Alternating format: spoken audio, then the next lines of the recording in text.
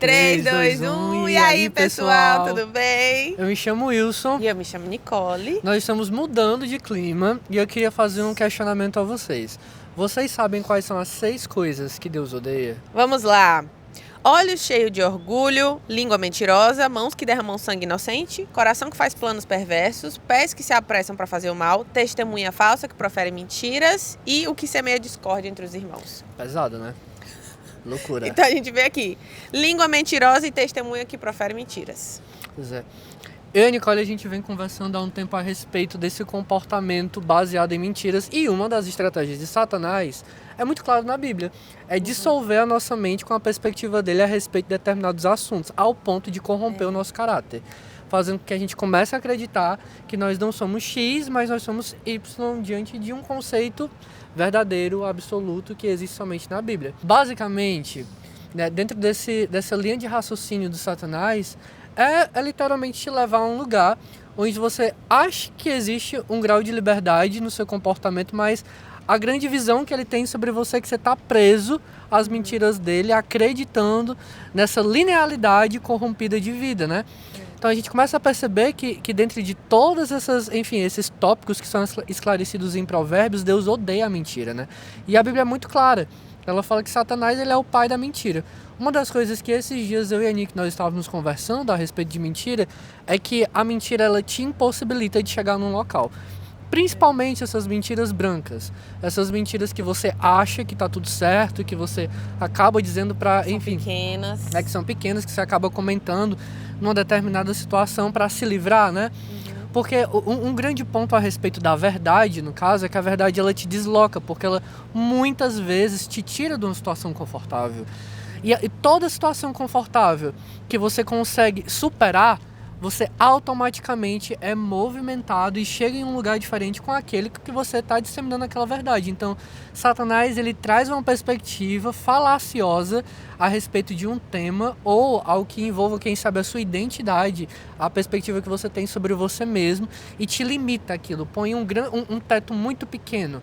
E além de te impossibilitar de crescer, te impossibilita também de se movimentar junto com o teu próximo, né?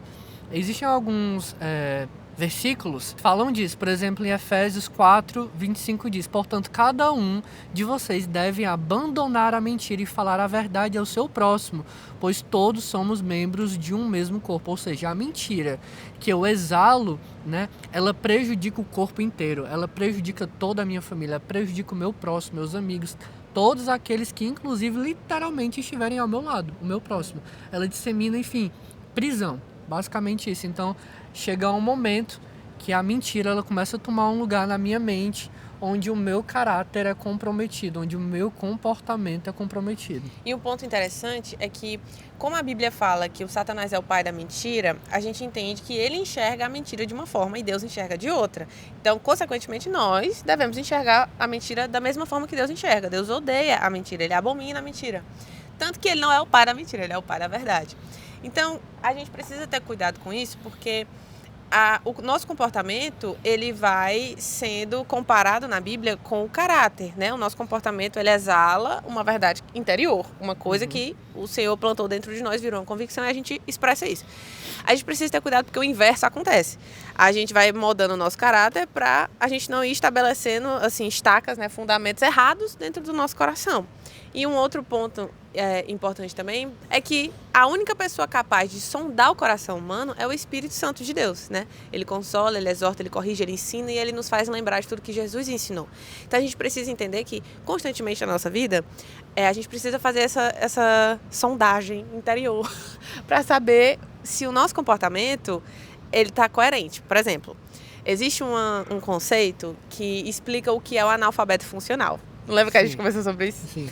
Analfabeto funcional é aquela pessoa que sabe o que é, por exemplo, eu sei o que é a mentira, eu sei escrever a palavra mentira, eu sei ler quando ela está escrita, mas talvez eu não saiba identificar quando ela acontece.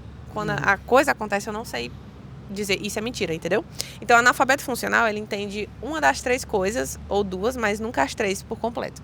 Então, nós, como corpo de Cristo, precisamos pular fora dessa situação da analfabeto funcional E a única pessoa capaz de fazer isso é o Espírito Santo de Deus. Sim. Porque ele identifica, ele sonda o nosso coração, ele sabe dizer, olha, você sabe, você já ouviu falar disso, você sabe que é errado, mas você acaba praticando, você não sabe identificar que isso está na sua vida. Então a gente precisa da ajuda dele para que a gente limpe o nosso comportamento, né? E é importante, né, lembrar de Salmos, quando o salmista fala: quem pratica a fraude não habita no meu santuário.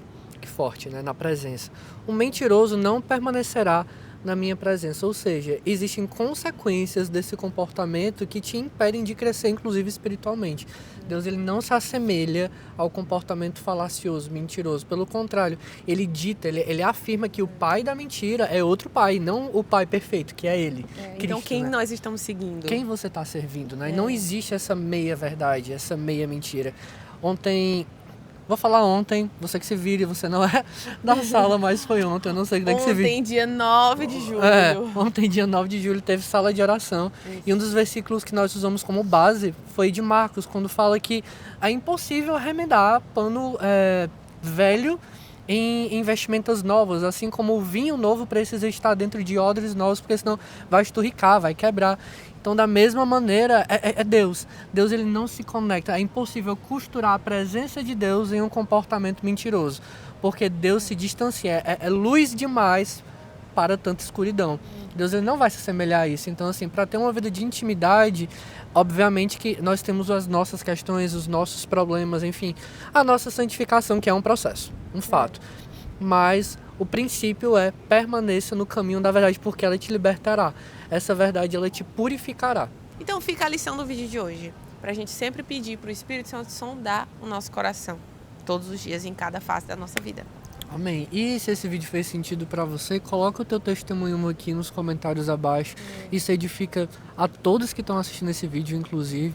Curte e compartilha com um amigo teu, um familiar, algo assim do tipo. Eu tenho certeza que vai edificar todos que verem. Abraço. Beijo. Beijo.